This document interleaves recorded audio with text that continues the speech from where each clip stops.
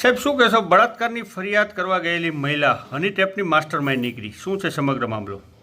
સુરેન્દ્રનગર જિલ્લાના ધાંગધ્રા તાલુકા police station વિસ્તારમાં એક અંજના નામક મહિલાએ અરજી કરેલી હતી કે અજય નામક જે યુવક છે તેણે મિત્રતા કેળવીને તેના ઉપર બળાત્કાર ગુજારવાનો પ્રયત્ન કરેલો છે. સામે પક્ષે અજય નામના યુવકે પણ એક અરજી આપેલી હતી કે અંજના નામની યુવતીએ ઇન્સ્ટાગ્રામ ઉપર તેને ફોલો કરીને તેની સાથે મિત્રતા કેળવીને અને પછી હની ટ્રેપમાં ફસાવવાની કોશિશ કરેલી હતી. આ બંને અરજીઓની તપાસ ઇન્ચાર્જ પીઆઈ વિજય સાહેબ તથા એમના જે પોલીસ સ્ટાફ છે તેના દ્વારા કરવામાં આવેલી હતી. આ સમગ્ર અરજીની તપાસ દરમિયાન એવું જાણવા મળેલું હતું કે અજય નામનો જે યુવક જે છે તેના ભાઈ અને પિતા જે તેમના ઉપર મારામારી પરેશ રબારી નામના એક યુવકે 2019માં કરેલી હતી અને 2019માં એક ફરિયાદ દાખલ કરવામાં આવેલી હતી. આ ફરિયાદ બાદ કોર્ટમાં કેસ ચાલુ હતો અને હવે અંતિમ ચરણમાં છે. આ સમગ્ર ઘટનાને ધ્યાનમાં લઈને પરેશ રબારી નામના યુવકે અંજના નામની યુવતીને અજય સાથે મિત્રતા કેળવીને તેને હની ટ્રેપમાં ફસાવવા માટે મદદ કરેલી હતી અને પરેશ રબારીએ અજયને એમ જણાવેલું હતું કે કોર્ટ કેસમાં સમાધાન થાય તથા 5 લાખ રૂપિયા આપે તો આ હની ટ્રેપની જે ફરિયાદ છે તે પરત લઈ લેવામાં આવશે.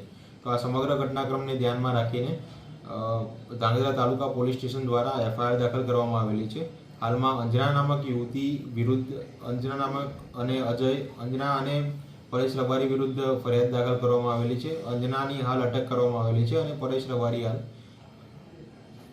નાસ્તો કરતો બતાવવામાં આવ્યો છે. સાહેબ, અંજના છે અને અનેક લોકોને ફસાવ્યાનું સામે આવી રહ્યું છે.